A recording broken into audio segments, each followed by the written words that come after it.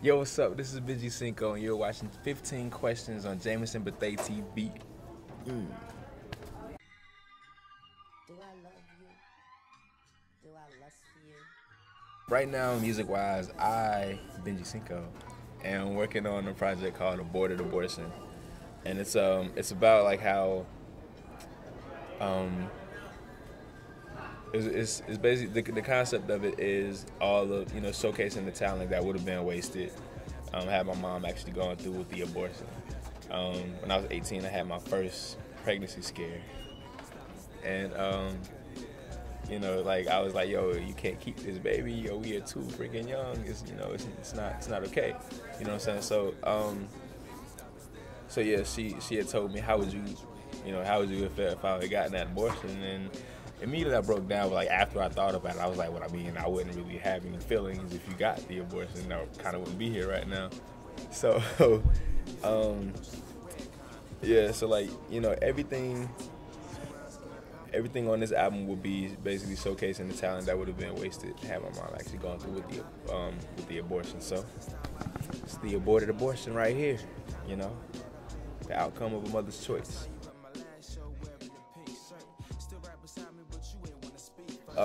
I was 9 years old when I wrote my first song, and I was in daycare, and I'm pretty sure a lot of people actually remember that rhyme that I wrote. I started writing because, of course, like everybody else, like I see the stuff on TV. I want that. I want the glitz, the glamour of everything. I see how they living, and I want that. Give me, basically. The material things, the material part of it. But then as I got older, I started to mature, and music became a getaway for me. And it's all about. I can actually get my anger out, get my feelings out, through a pen and a paper, through a pen and a piece of paper. It's bliss for me, you know what I'm saying?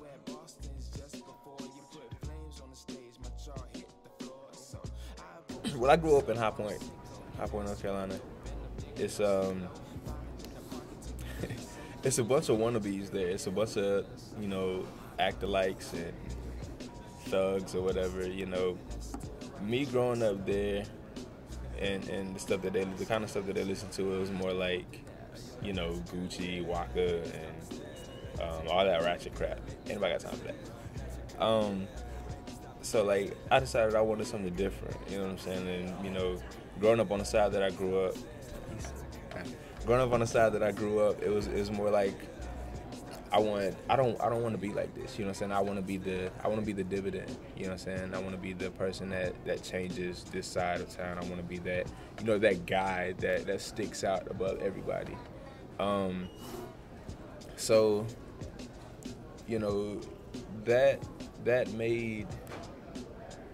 that has a lot to do with my upbringing, and my environment has a lot to do with my music as well, because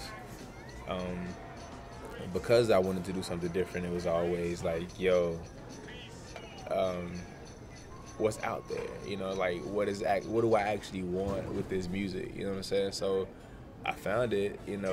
I like music that makes me feel good. I like music that makes me want to go out and do something. Not necessarily go out and shoot up the whole neighborhood, but makes me want to go out and make a difference. You know what I'm saying? So, and then a lot of stuff that I've been through. You know what I'm saying? Like I can throw that in my music, and because when I first started actually writing music, getting older and stuff, I was doing that shoot 'em up, bang bang kind of stuff. You know what I'm saying? Like, but in all reality, all that stuff is lies. You know what I mean? Like, ain't nobody doing none of that. If you think about it, if you had somebody like say Rick Ross or somebody else that's big talking about like, yo, I shot this cat, or I leave your mom hog-tied in the living room, you're gonna get arrested. You basically just putting yourself out there like, yo, cops come get me, this is where I be, MIA 305, what? Come on now, don't be dumb, so all that is just lies. So it definitely, my transformation came from stuff like that, and getting older and realizing a whole bunch of stuff, you know what I'm saying? So, yeah.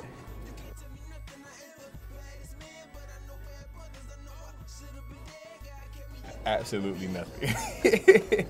When I first started off, they was like, okay, that's good, but make sure you get your education first, and well, you know, which is always good, you know what I'm saying? But they didn't really do much to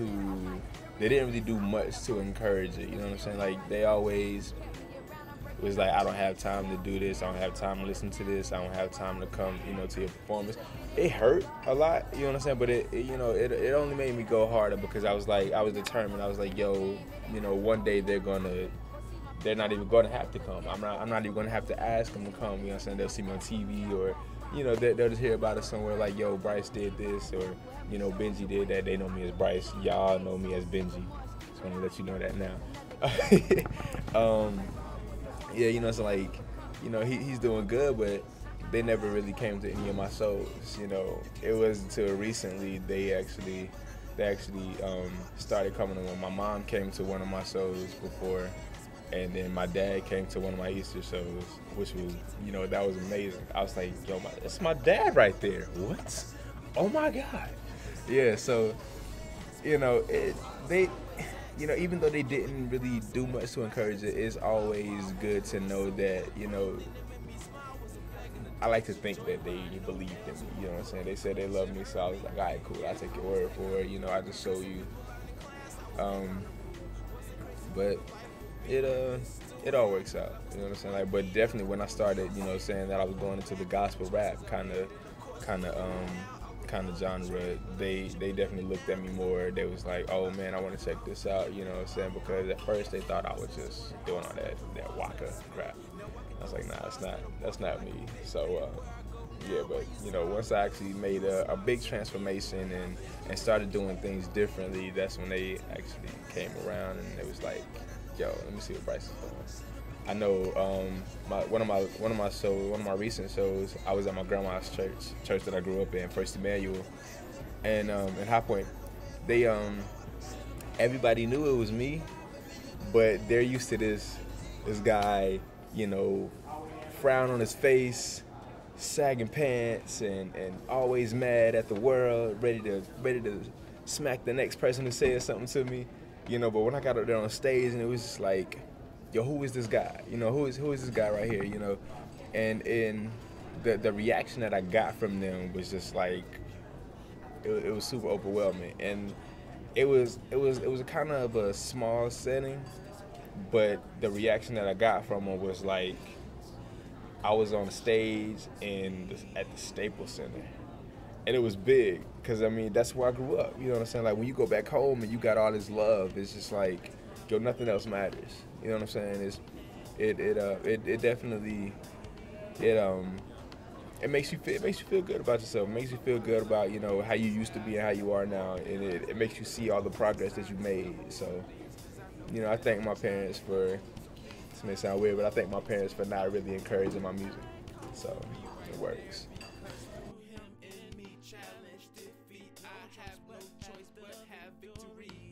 Well, I know a lot of people, I don't want to be too deep about it, but I know a lot of people don't know I dropped out of high school. Did you know that? That's right. Yeah, I dropped out. Not encouraging anybody to do that, you know, but yeah, I dropped out of high school. It was my senior year. Freaking Mr. McDonald, man, like, they didn't do anything to get me into Saturn. So I was just like, okay, cool. So, you know, I ended up with like a few less credits. Don't know how that happened. But I was like, yo, what? And then he was like, well, the only way to make them up is we have to go, you know, you have to come back an extra year and a semester. I was like, what? What? No, and it's not happening. So I was like, man, all right, cool. I go to GTCC, get my GED, all that.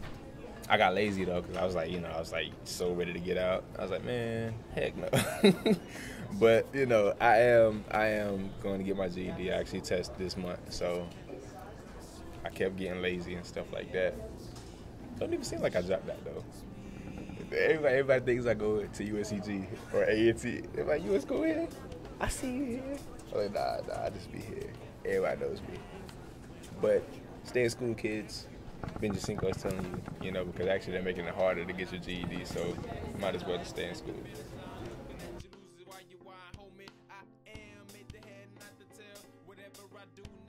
Lecrae said something. He said, "Don't force it, because if they don't buy it, then they won't buy it." Meaning, if they don't understand what you're saying, then they're not gonna get it. You know what I'm saying? But anyway, they're not gonna buy your product. But I took that and I used that. You know what I'm saying? It's So I never force anything. You know what I'm saying? Whenever I get writer's block, I'm just like, all right, cool. I'm just fall back until I get inspired. You know what I'm saying? So the only thing bad about that is I could be out somewhere and I'd be like, oh my God, I just had the craziest punchline in my head, but I don't write it down. I started writing stuff down now, or keeping it in my notepad or whatever. So it's like I write stuff down now, so like that way, if I'm inspired with a song or whatever, I just come back and I write it. Everything goes gravy, and if I get writer's block, I don't force it. Never force your material. That's where a lot of people will wind up making these mistakes, man. They start forcing stuff. Relationships. That's how they fail.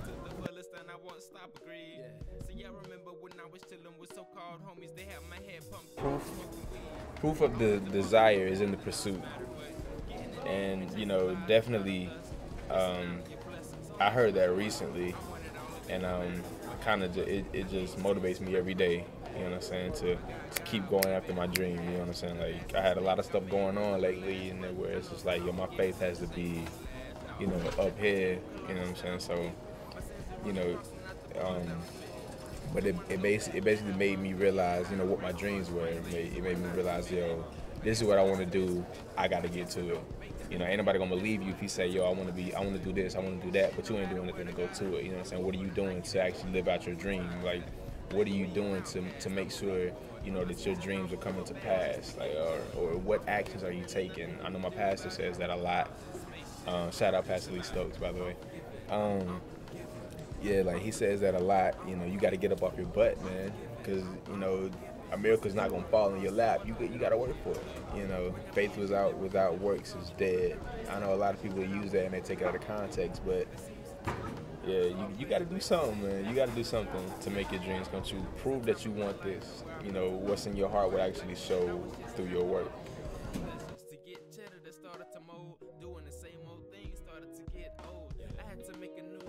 Lecrae, the whole 116 clique. I actually have a tat on my arm. 116 all day, son. Andy Mineo, KB, you know what I'm saying, Tripley, all of them. Common, believe it or not, Rome DiCarlo. Take care of that. Rome DiCarlo, he definitely got he has some nice messages in his music as well. But one thing I like about Lecrae, like how they spit the truth. You know what I'm saying? Like, I really see my story similar to his. You know what I'm saying? I watched this one interview with him, and he was telling everybody how he got saved and everything, and I was like, being on the wrong path to certain things, and then just like switching up and wanting to do your own thing, and including God and putting God first and a lot of stuff. I really like that. You know what I'm saying? So, who else? Justin the Beloved, you guys, all of y'all, man, like y'all show that y'all want, this music thing to happen. I really like the way y'all grind and work hard. M. Dot, MJ, King M. Dot, you know what I'm saying? Him.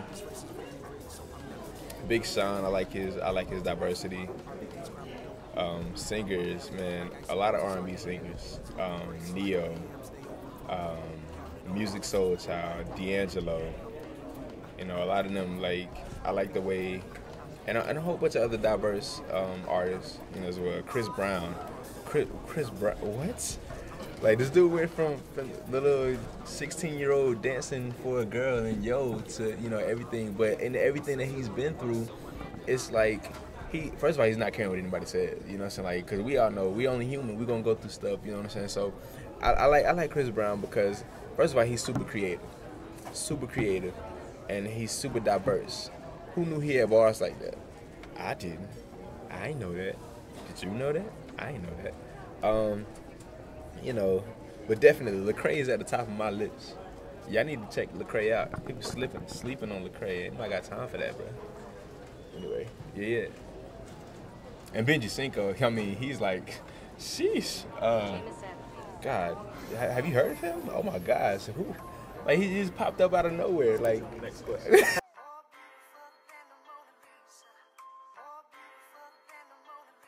I see music as my God-given talent. So, of course, you know, I got other stuff to do. Of course, I got other stuff to do as well. You know, but I see music as my God-given talent. So I put God first in everything. You know what I mean? So it's like music comes first. This is what I want to do. You know, like I haven't been in a relationship in a while. Well, anyway, I kind of don't like getting in relationships as you know when I'm doing music. You know what I'm saying? Because I know how I get in relationships. You know what I'm saying? Like I start putting that person first. So if I feel like I'm putting you first, then I feel like I'm putting you before God. You know, because it's my thing. It's what I'm doing for Him. You know, all day.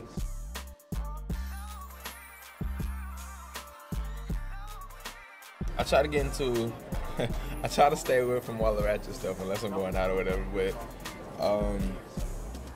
I listen to a lot of hip hop. You know, a lot of R&B, a lot of pop music as well. Like I actually just started loving this song by her name is Lorde. She got a song called Royals. I like stuff like that. You know what I'm saying? Big Sean. A lot of people who's diverse, like the New Boys. Of course, you know, gospel is I love gospel, like especially when I'm feeling down or whatever. You know, it's a mood changer. You know, a lot of hip hop such as Common, Jay, Big, Lecrae, of course. A lot of conscious stuff, a lot of pop music. You know, stuff like that. Bengy Cinco, you know. Nah, it's all good. Yeah. Good stuff. Good music. I like music with a meaning, something that actually has some kind of truth behind it, or you know, a good feel to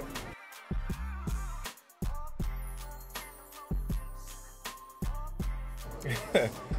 One of my embarrassing songs is this song I have called "Fully Armed." It's like it goes fully armed, ready for what life throws, facing the enemy and the challenges life throws. That was when I was trying to be like somebody else. You know, I didn't really have my own feel of music. You know what I'm saying? So that was one of my embarrassing, you know, songs. But an embarrassing song on my playlist, probably be something by Taylor Swift. I don't care, or something by Kesha. Something. What you doing listening to Kesha? Hey, my house.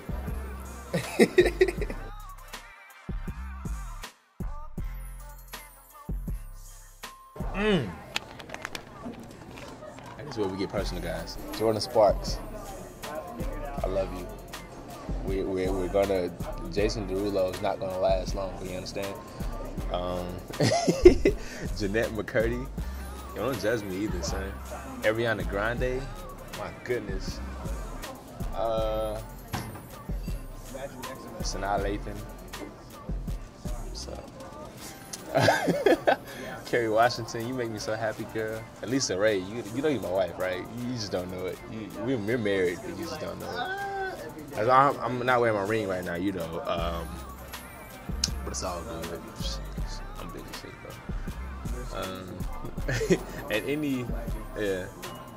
India Ari, she still got hair? She got her hair? No? Oh. If she doesn't have her hair anymore, then I'm sorry, baby.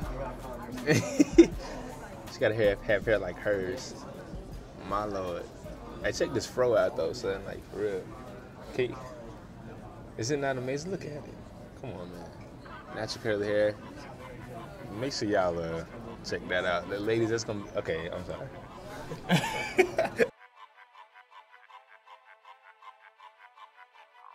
Out of all my favorite songs, I have to say the one that I recently recorded. It's called Cinco de Carlo, and it's to that Pharaoh Monch beat, and I got Rome DeCarlo on it. Shout you out, homeboy.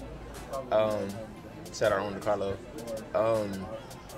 And I like that song. It's actually my favorite because I wrote it right after I found my niche, and you know, when I say that, I've struggled a long time with, like, you know, finding the feel of music, you know, a genre that I really like, because, like I said, I found myself trying to be like somebody else, trying to be like other people. You know, I didn't really find my own feel of music until just recently. I like it because it's my favorite because it shows the maturity, you know what I'm saying? It shows the progression of where I actually came from. You know what I'm saying? If you listen to my old stuff, which I don't really like people to listen to my old stuff, but it shows, you know, it definitely shows maturity. It just definitely shows progression, and you can actually hear maybe you can probably hear the pain in my voice, but, you know, mostly you can hear the fun, you know, that I had while recording that track.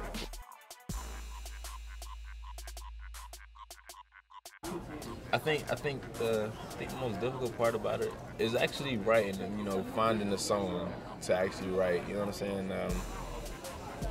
I do get inspired a lot, but, you know,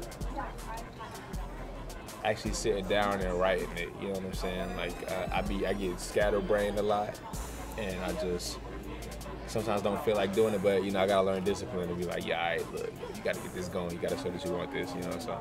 I guess I would say the most difficult part about writing music is discipline, you know, disciplining myself. So.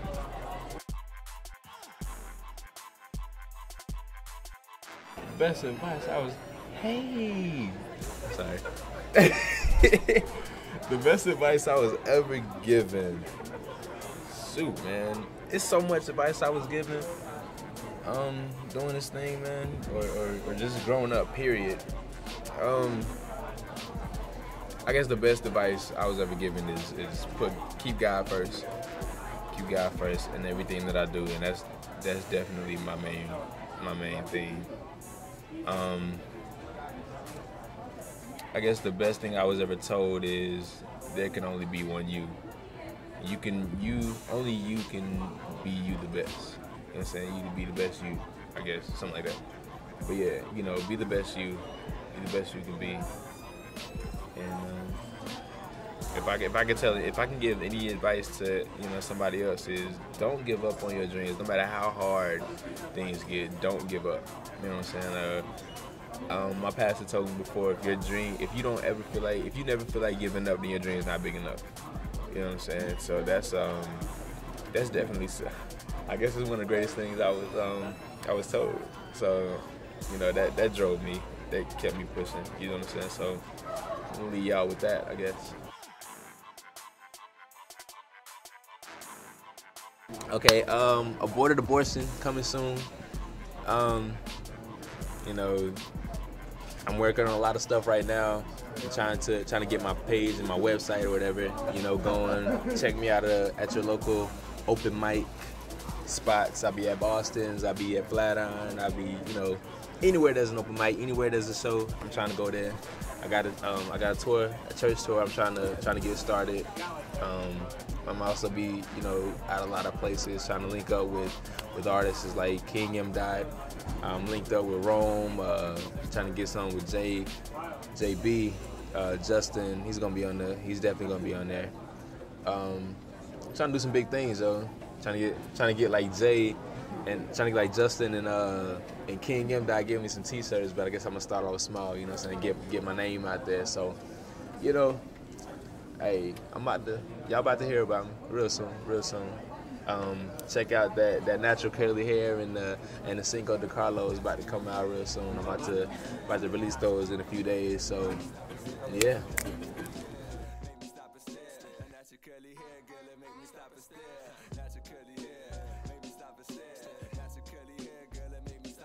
I'm Bengy Cinco. This has been 15 Questions on AMISONBETHEATV.